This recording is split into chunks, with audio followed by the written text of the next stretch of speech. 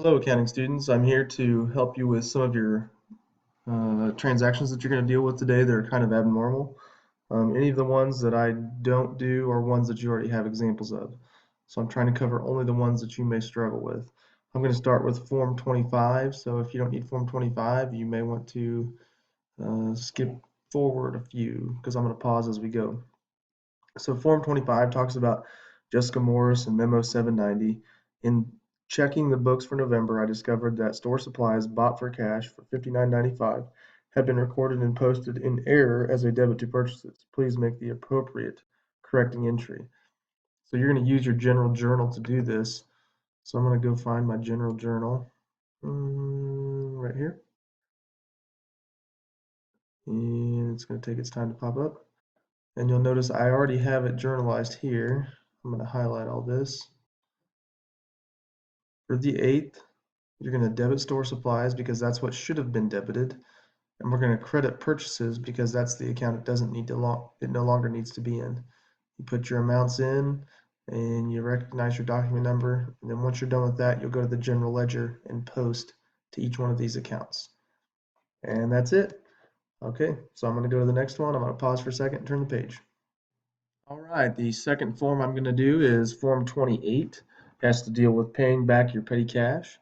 You'll notice that I'm right here in my cash payments journal on the 10th. I've skipped a few because I didn't do some of these transactions in the middle here. We've got supplies office, supplies store, and miscellaneous expense. Those are the ones we're calculating here to pay back our petty cash. We're going to use check 907 as our check number, which also means we'll have to fill out a check stub. We're going to put 1590, 7540, and 3235 here as general debits because that's how we increased our office supplies and the expense that we had. The total for all these, or the amount we write the check for, ends up being 123.65, and that's the credit. So debits equal credits. Then you go to your check stub register. You go down to check 907. You'll fill it out. So you have 123.65. The date is December 10th. So, whoops, 12/10. What's it to? It's to petty cash. What's it for? And you can put the miscellaneous items, or I would put memo. What is this? 791. So then you can refer to memo 791 if you need to double check it.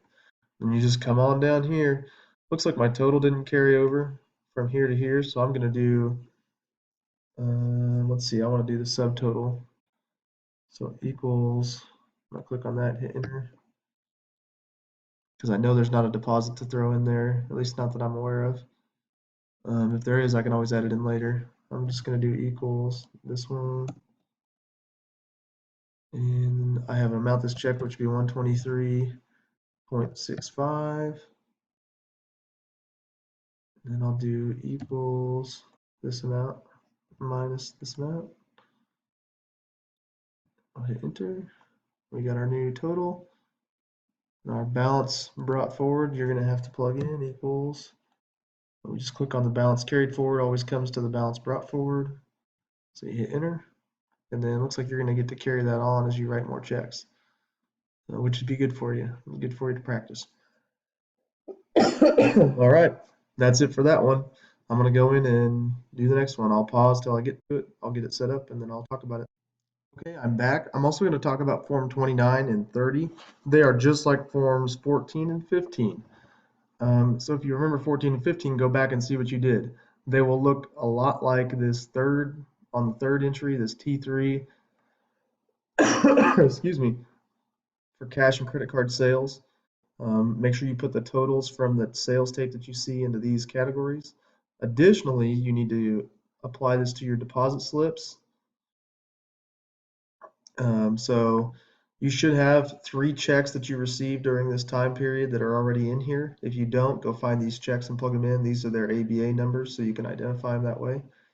Your amount total for credit card sales, whatever that total number is, the 12,617.70 will go right here.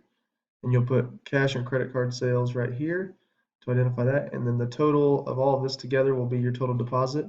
You take the total that's left over in this pink line and you put that in your check stub register.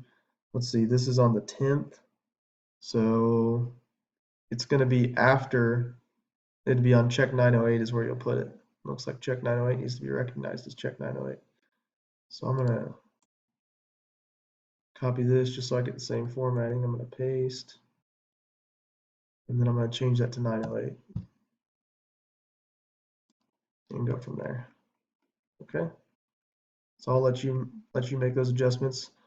So you may need to number your checks as you keep going, and that's good for you.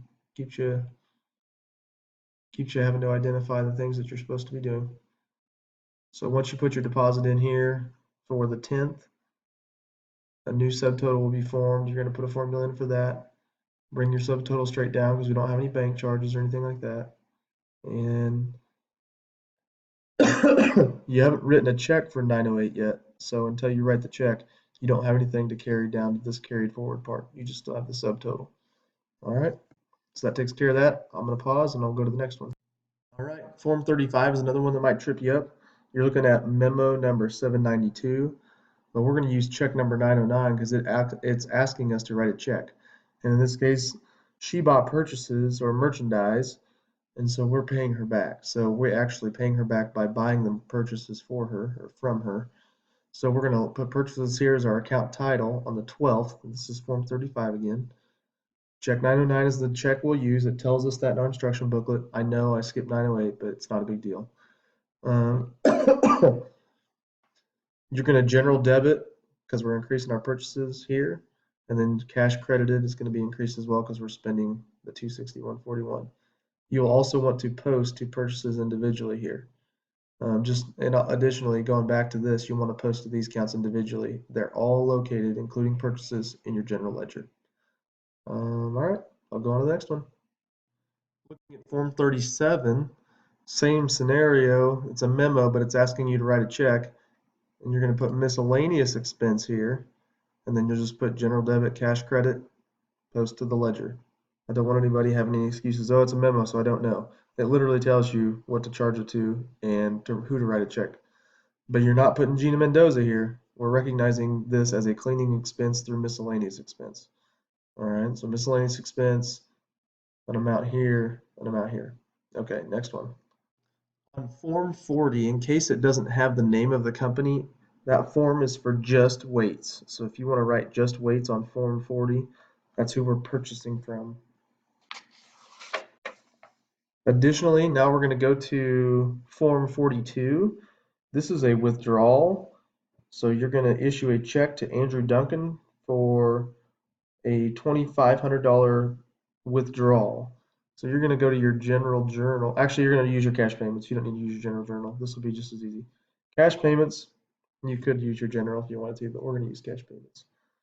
So, excuse me, you're going to put Andrew Duncan drawing on the line, whichever one's next. You're going to write it in the check stub as well. And over here, put your check number. Excuse me, sorry, I'm getting tired. General debit and cash credit. Okay, so very simple. And then posted Andrew Duncan drawing when you put his name in that account over here. All right, I'm going to pause. We'll go to the next one. All right, the next entry that might trip you up is Form 44. This is to pay your taxes. So you're going to list the tax liabilities that they have there, the employee income tax payable, Social Security tax payable, and Medicare tax payable. And the amounts are going to go in your general debit for the individual. And then the total, the check we're writing, is going to go to $42.99.56. And you'll have to also record that in your check stub. So please don't forget to go back to your check stub register and put it in check stub 914. The one thing to look at, it says issue a check to the following, and then it says State National Bank. Well, some businesses pay their taxes through their bank, and they write the check to them, and the bank disperses it to those individual government entities. So that's one possible solution that could occur, but this is what it looks like when you journalize it. All right, that's Form 44. Don't forget to post individually to these accounts in the general ledger, and then move about to the next one. All right, I'm pausing and I'll move to the next one. Okay, on Form 45, it says issue a check to Julio's Repair Service for $50 for service for our calculators. I'm not sure if you've looked at this, but it looks like we don't have a repairs expense, so we can't include that. I also, if we were going to go to the accounts payable ledger, can we find Julio's Repair Service? Let's see if he's in here. Nope. So essentially, we're having to pay for a repair, but we don't have a repair account. So where are we going to put this? We're going to go to cash payments. We'll also write it in the check stub, but we're going to plug it under miscellaneous expense because we don't have an account that represents repair expense. If we did, we would put it in there, but we don't. So we'll put it in miscellaneous instead. So that'll help you out with Form 45. After you journalize, remember to post. All right, if you're fortunate enough to make it to Form 47 today, this is a big one. It looks like a lot of information, but really we're going to try and simplify it. These are your payroll entries, and I'm not going to give you all the information, but if you look at Form 47 and then you look at your instruction booklet, it talks about Form 47, but it also tells you that you don't really need all that information. It's just to show you what it might look like. So what you really need on Form 47 or to journalize Form 47 is the information below in your instruction manual. And it breaks down salary expense and all the deductions that are taken out. And then you have to decide, or you have to figure out how much cash is then going to be paid when you make your entry here in cash payments. Just remember to list your accounts, each one of them, and you're going to debit your salary expense, and then you'll credit all of those payables, and the difference is what goes in cash. Okay, but I'll let you decide whether you understand what I just said or not. When you're done, please don't forget to identify, excuse me, don't forget to identify the posting that needs to go on there and also put it in your check stub. It looks like you're using check 916 for this. So please don't forget to do that. All right. I guess we'll just go on to the next one as well. It says the next one, record the employer payroll taxes as follows. And then it tells you how to calculate them. It gives you certain percentages. And I'm going to let you try this one on Form 48. And I'm going to flip the page here. You need to identify Social Security tax payable, Medicare tax payable, and the two unemployments. And that total is your payroll tax expense. Expenses are always debited. So payroll tax expense will be listed first, and this will all be done in your general journal. So let me go to my general journal. There we go. So you'll have an entry on here. Looks like it's on the 15th. You'll list your payroll tax expense, and then you'll list the liabilities, the four liabilities there. Then you're going to have to do some calculating based on that number at the top, that 85, 73, 57. Use that number to take your percentages times, and that'll help you calculate how much should go in these spaces. I will double check this when I come in on Thursday, but go on the information that I've given you thus far. All right. I think that should get you far enough for the next couple days. I don't see very many more that are going to give you much trouble. You should have a pretty good idea of what you're doing now. Just look for the little things written, whether it says issue check or if it's S or R or P. Those are indicators of where it should go. So pay attention to those. The next real tricky one, which is one you've already done, is Form 59, and it's for the sales tape again, and you're just copying that same process. The one thing you need to remember to do on the sales tape, put those numbers in the deposit slips, but don't forget to put the checks you've received also in the deposit slips. And list, I'm going to go to the deposit slip real quick. Make sure you list the checks by their ABA numbers like I've done here. You're going to have to do it for yourself in this set. Okay, so keep that in mind as you go. And other than that, I hope you have a good 2 days of accounting, and we'll see how far you can get before I get back. All right, have a good day, and we'll see you soon.